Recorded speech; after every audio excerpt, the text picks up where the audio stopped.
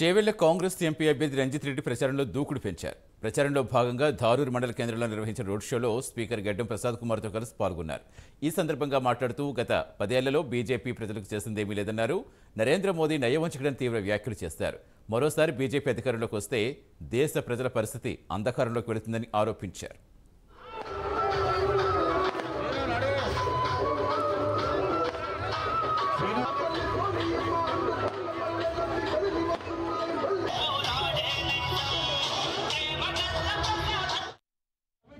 పనిచేసిండు.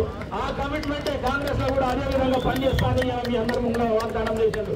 రాబోయే ఎన్నికలు ఏవైతున్నాయో, లోకల్ బాడీ ఎలక్షన్స్ ఏవైతున్నాయో ఇద్దరం కలిసి నేను గడ్డం ప్రసాద్ కుమార్, గడ్డం రంజిత్ రెడ్డి అన్న 2 గడ్డాలు కలిసి లోకల్ బాడీస్ మొత్తం ప్రయత్నం చేస్తాం.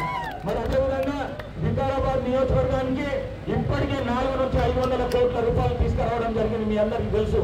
పంచాయతీరాజ్ రోడ్లకు కానీ, ఆర్ఎండ్బి రోడ్లకు కానీ, కోట్పల్లి ప్రాజెక్టు కానీ, చుంటుపల్లి ప్రాజెక్టు కానీ, ఇంకా చాలా ప్రాజెక్టులు అదేవిధంగా తీసుకురావడం జరిగింది. ఎలక్షన్లు జరిగిన తర్వాత రోజు నుంచే ఈ అభివృద్ధి కార్యక్రమాలు అన్ని స్టార్ట్ అవుతాయని చెప్పేసి మీ అందరికీ చెప్తున్నా. మనం ఇక్కడ నుంచి మంచి మెజార్టీ ఇచ్చి ఆయన గెలుపుకు మనం కృషి చేస్తే వారి సహకారం తీసుకొని ఇలా ఉద్యోగాలు లేవు. మీ అందరికీ తెలుసు, 10 సంవత్సరాల నుంచి కేసీఆర్ నానబెట్టిన ఉద్యోగాల కోసం ఆ ఉద్యోగాలు రేవంత్ రెడ్డి గారి నాయకత్వంలో ఒక ఏడాది కూడా 2 లక్షల ప్రభుత్వ ఉద్యోగాలు ఇస్తానని చెప్పిండు. కానీ ప్రైవేట్ ఉద్యోగాలు కూడా కావాలి. లక్షల మంది ఉద్యోగాలు లేకుంటారు.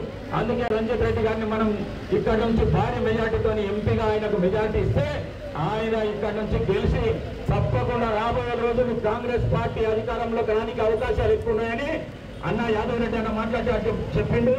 రాబోయే ఎన్నికల్లో కూడా కాంగ్రెస్ పార్టీ ఘన విజయం సాధించి రాహుల్ గాంధీ ప్రధానమంత్రి అవుతాడని చెప్పేసి మీ అందరితో ఈ సభాముఖంగా తెలియజేస్తాను.